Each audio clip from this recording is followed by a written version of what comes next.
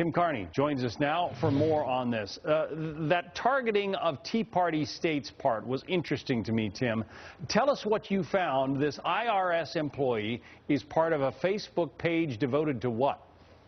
Well, so yes, I got a lot of email from IRS employees after I wrote a first column about the IRS issue, and one of them, I just Googled him and his Facebook page. He was a member of a group called Target the Government Shutdown at Tea Party States, meaning if the debt ceiling negotiations in 2011 led to a government shutdown, they said, well, make sure that it's in Phoenix, Arizona that the airport shuts down, or in St. Louis that this government service shuts down.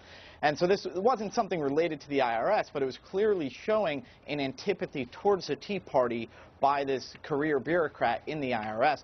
And I think that that is probably fairly typical in that agency and most government agencies. Well, and you have an explanation as to why you think that happens.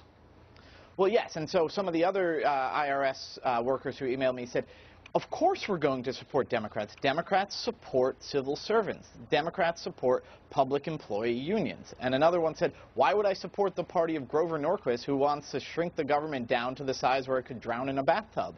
And so these are government employees who belong to a government employee union. They are naturally going to be aligned with Democrats. And that's problematic. Yeah, as we have seen from this evidence that the IRS has been throwing itself some lavish conferences, paying full rate for hotel suites, $50,000, parody videos, that kind of thing. This is an agency that doesn't seem to necessarily know how to economize. Well, and for me, the problem is that our tax code, because to be a special tax-exempt group, there's certain. So the IRS is in the position of policing political speech, of deciding, are you overly political or do you really count as a social welfare organization?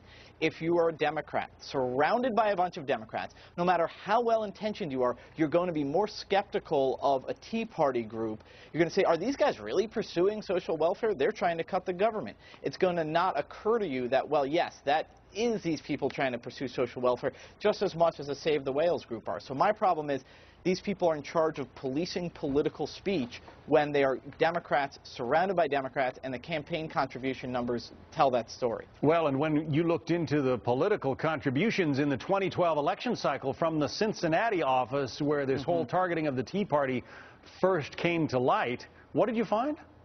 Well, every donation I could trace to an IRS employee of the Cincinnati office, every single donation went to either liberal Democratic Senator Sherrod Brown of Ohio or to President Barack Obama. 100% of the donations that I could find from someone who listed themselves as an IRS employee and lived in the Cincinnati area. Eventually, there will be a Republican administration. Do you see this ever changing?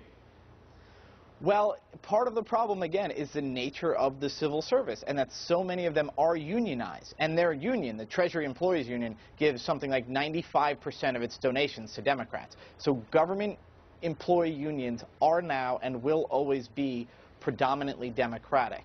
And so no matter who's the president, I think that's going to be the situation. And so again, the problem comes to when they are charged with something like saying who's overly political, who's are actually pursuing social welfare. That's when that partisanship really creates a problem, even if everybody involved has good intentions.